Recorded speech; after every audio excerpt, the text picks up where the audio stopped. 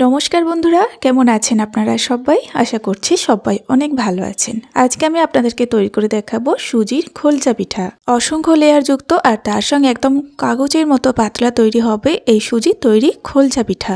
এতটা সহজ এই রেসিপিটা তৈরি করা, তার সঙ্গে একদমই 2 থেকে 3টে উপকরণ লাগে এই খোলচা পিঠা তৈরি করতে। কথা দিচ্ছি আপনারা একবার এইভাবে সুজির খোলচা পিঠা তৈরি করে খেয়ে দেখবেন, কোনো পিঠাই খেতে ইচ্ছে হবে না। তো রেসিপিটা অবশ্যই প্রথম থেকে শেষ পর্যন্ত দেখুন, আশা করছি আপনাদের ভীষণ ভালো লাগবে। তো চলুন শুরু করি আজকের রেসিপি। সুজির খোলচা পিঠা তৈরি করার জন্য প্রথমে একটা মিক্সিং বোলের মধ্যে নিয়ে নিচ্ছি 1 বাটি সুজি। তো বন্ধুরা, এখানে সুজিটা অবশ্যই কিন্তু একটু মেপে দিতে হবে, যে কোনো একটা কাপে বা বাটির সাহায্যে। যে বাটি করে সুজিটা দিলাম সেই বাটিরই 1.5 বাটি পরিমাণে জল এখানে দিয়ে দিতে হবে। জলটা কিন্তু নর্মাল জল। এবার একটু ভালোভাবে মিশিয়ে নিতে হবে আর সুন্দর করে একটু মিশিয়ে দিয়ে প্রায় চাপা দিয়ে রেখে দিতে হবে 10 মিনিটের মতো। আর এই 10 মিনিটে কিন্তু সুজিটা ফুলেও যাবে, তার সঙ্গে একদম নরম হয়ে যাবে। প্রায় 10 মিনিট হলো সুজিটাকে আমি ভিজিয়ে রেখে দিয়েছিলাম। এবার দেখে নেব। তো দেখুন বন্ধুরা, এখন কিন্তু সুজিটা বেশ ফুলে উঠেছে আর একদম নরম হয়ে গিয়েছে। এবার এই সুজিটাকে একটু ভালোভাবে মিহি করে ব্লেন্ড করে নিতে হবে। তো এখানে কিন্তু একদমই এক্সট্রা জল আর দিতে লাগবে না। যেটুকু জল আর কি সুজিতে ভিজিয়ে রেখেছিলাম সেই জলটা দিয়ে ব্লেন্ড করা হয়ে যাবে। একদমই কিন্তু মিহি করে পেস্টটা তৈরি করতে হবে, কোনো রকম দানা ভাব না থাকে। চেষ্টা করবেন 2 থেকে 3 মিক্সিং জারটাকে ঘুরিয়ে ঘুরিয়ে একদম মিহি করে ক্রিমের মতো করে ব্লেন্ড করে নিতে হবে। তো এখানে আমি ভালোভাবে মিহি করে ব্লেন্ড করে নিয়েছি। এবার আবারও কিন্তু মিক্সিং বোলের মধ্যে ঢেলে নিলাম। এবার এখানে দেখিয়ে দেব, এই মিশ্রণটা এখনও দেখুন অনেকটা ঘন আছে, একটু পাতলা করে নিতে হবে খোলচা পিঠা তৈরি করার জন্য। তো মিক্সিং জারটাকে ধুয়ে সামান্য একটু জল দিলাম। তো জলের পরিমাণটা বলে দিচ্ছি, যেই বাটি করে আর কি সমস্ত উপকরণটা দিয়েছি সেই বাটির হাফ বাটির একটু কম এখানে জল আছে। এবার খুব সুন্দর করে ফেটিয়ে নিতে হবে, মোটামুটি 2 মিনিটের মতো। যত ভালোভাবে ফেটিয়ে নেওয়া যাবে ততটাই খোলচা পিঠাগুলো সুন্দর তৈরি হবে। তো 2 মিনিট মতো ফেটিয়ে নেওয়ার পরে এখন দিয়ে দিচ্ছি স্বাদ মতো একটু লবণ আর দিয়ে দিচ্ছি বেকিং সোডা 1/4 টেবিল স্পুন। তো বন্ধুরা, এখানে আমি বেকিং সোডাটা দিচ্ছি যেহেতু খোলচা পিঠার মধ্যে একটু ছিদ্র থাকে সেই জন্য।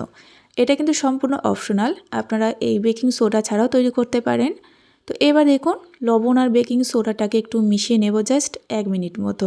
এই সময় কিন্তু খুব বেশিক্ষণ ফেটিয়ে নেওয়া যাবে না, যেহেতু বেকিং সোডা দেওয়া হয়ে গিয়েছে। 1 মিনিটের মতো মিশিয়ে নিয়েছি। এবার এরকম একটা গোল হাতা নিয়ে নিতে হবে। হাতার সাহায্যে তুলে দেখিয়ে দিচ্ছি, ব্যাটারটা ঠিক এরকমভাবে তৈরি করতে হবে। এইভাবে আপনারা পাটিসাপটা পিঠার জন্য এই ব্যাটারটা তৈরি করতে পারেন, তবে বেকিং সোডা ছাড়া।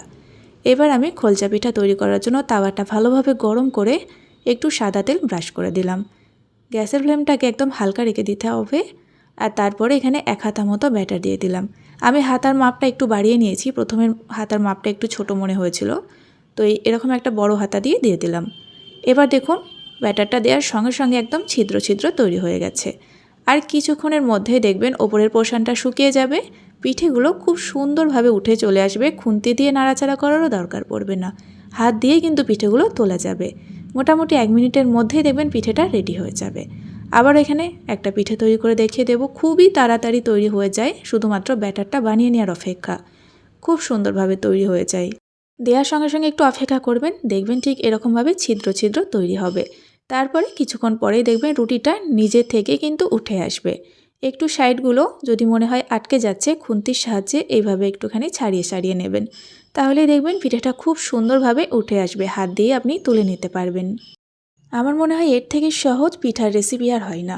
তো আপনারা অবশ্যই কিন্তু বাড়িতে তৈরি করবেন এই সুজির খোলচা পিঠা। তো দেখুন বন্ধুরা, আবারও একটা আমি একইভাবেই তৈরি করে নিয়েছি। আর আমি হাত দিয়ে কিন্তু তুলে নিচ্ছি পিঠাগুলো এই সময় একটু শক্ত শক্ত মনে হলেও একটু পরেই কিন্তু যখন ঠান্ডা হবে একদম তুলোর মতো নরম হয়ে যাবে। সমস্ত সুজির খোলচা পিঠাগুলো আমি একইভাবেই তৈরি করে নিয়েছি। তো বন্ধুরা দেখুন কতটা সুন্দরভাবে তৈরি হয়েছে, প্রত্যেকটা পিঠার মধ্যে ছিদ্র তৈরি হয়েছে, তার সঙ্গে একদম তুলোর মতো নরম। তো এই পিঠা আপনারা একবার বানিয়ে খেলে মনে হয় না অন্য কোনো পিঠা আর বানাতে চাইবেন। এই পিঠাগুলো কিন্তু অবশ্যই খেজুরের গুড়ের সাথে আপনারা খাবেন, খেতে অপূর্ব লাগে। মাত্র 1 কাপ সুজি নিয়েছিলাম, তাতে অনেকগুলো পিঠা তৈরি হয়ে গিয়েছে। তো বন্ধুরা, আপনারা কিন্তু রেসিপিটা তৈরি করবেন। আর আজকের রেসিপিটা কেমন লাগলো অবশ্যই কিন্তু একটা কমেন্ট করে জানাবেন, আর তার সঙ্গে একটা লাইক দেবেন। আর ভিডিওটা সম্পূর্ণ দেখে থাকলে অনুরোধ থাকলে চ্যানেলটিকে সাবস্ক্রাইব করে প্লিজ পাশে থাকবেন। আজকের মতো এই পর্যন্তই, আবারও ফিরে আসবো এরকম কোনো সহজ রেসিপি নিয়ে। ততক্ষণে আপনারা সকলেই ভালো থাকবেন এবং সাবধানে থাকবেন।